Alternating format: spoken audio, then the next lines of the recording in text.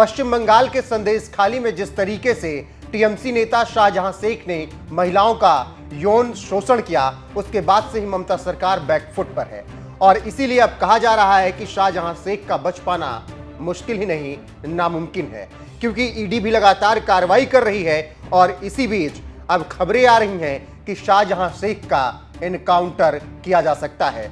जी हां, आपको बता दें कि ममता सरकार पर ही आरोप लगे हैं कि ममता सरकार ही शाहजहां शेख का एनकाउंटर करा सकती है। यह हम नहीं कह रहे हैं, बल्कि लेफ्ट के एक नेता की तरफ से यह बड़ा बयान आया है और ममता सरकार पर बड़ा आरोप उन्होंने लगाया है। जानकारी देते चले कि लेफ्ट के नेता मोहम्मद सलीम ने ममता सरकार पर बड़ा आरोप लगाते हुए एक बयान दिया है और उन्होंने जिस तरीके से यह बयान दिया, उसके बाद अब पश्चिम बंगाल में राजनीतिक सरगर्मियां भी तेज हो गई हैं। मोहम्मद सलीम ने अपने बयान में कहा है, ममता बस अपनों की रक्षा करती हैं, सबूतों को नष्ट किया जा सकता है। ममता सरकार शाहजहां शेख का एनकाउंटर करा सकती है। अब इससे आप अंदाजा लगा सकते हैं कि किस तरीके से पश्चिम बंगाल में राजनीति हो रही है।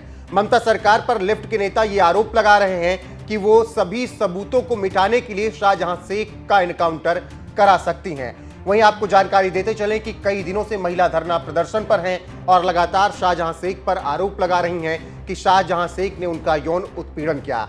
हालांकि इस बीच बीजेपी ने जमकर वहां पर ममता सरकार का विरोध किया। इसके अलावा कांग्रेस ने भी शाहजहां शेख पर कार्रवाई की मांग की। हालांकि ममता बनर्जी लगातार यही कहती रही कि शाहजहां शेख पर ये लगे आरोप गलत हैं, लेकिन जब उसके बाद एफआईआर दर्ज हुई तो ममता सरकार बैकफुट पर आ गई और इसी बीच शाहजहां शेख की भी मुश्किलें बढ़ रही हैं। एनकाउंटर की खबरों के साथ ही अब ईडी ने भी शाहजहां शेख पर शिकंजा कसना शुरू कर दिया है और कई ठिकानों पर उसके छापेमारी की जा रही है। आपको बता दें कि जब 5 जनवरी को ईडी छापेमारी करने के लिए शाहजहां शेख के ठिकानों पर पहुंची थी, तब उस वक्त ईडी की टीम पर हमला हुआ था, कई अधिकारी घायल हुए थे। वहीं अब ईडी ने मनी लॉन्ड्रिंग के आरोपों के तहत शाहजहां शेख पर केस दर्ज कर लिया है और उसके घर के साथ ही साथ 6 अन्य ठिकानों पर फिलहाल जांच एजेंसी छापेमारी कर रही है।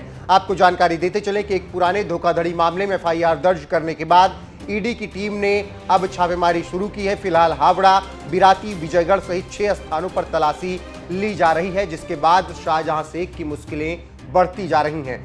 वहीं आपको बता दें कि शाहजहां शेख जब से आरोप उस पर लगे हैं तब से ही वो फरार है और लगातार उसकी खोजबीन हो रही है। हालांकि इस बीच जिस तरीके से लेफ्ट के नेता ने ममता सरकार पर बड़ा आरोप लगाया है और कहा है कि ममता सरकार सबूतों को मिटाने के लिए शाहजहां शेख का एनकाउंटर करा सकती हैं, उस पर आपकी राय क्या है, कमेंट करके हमें जरूर बताएं।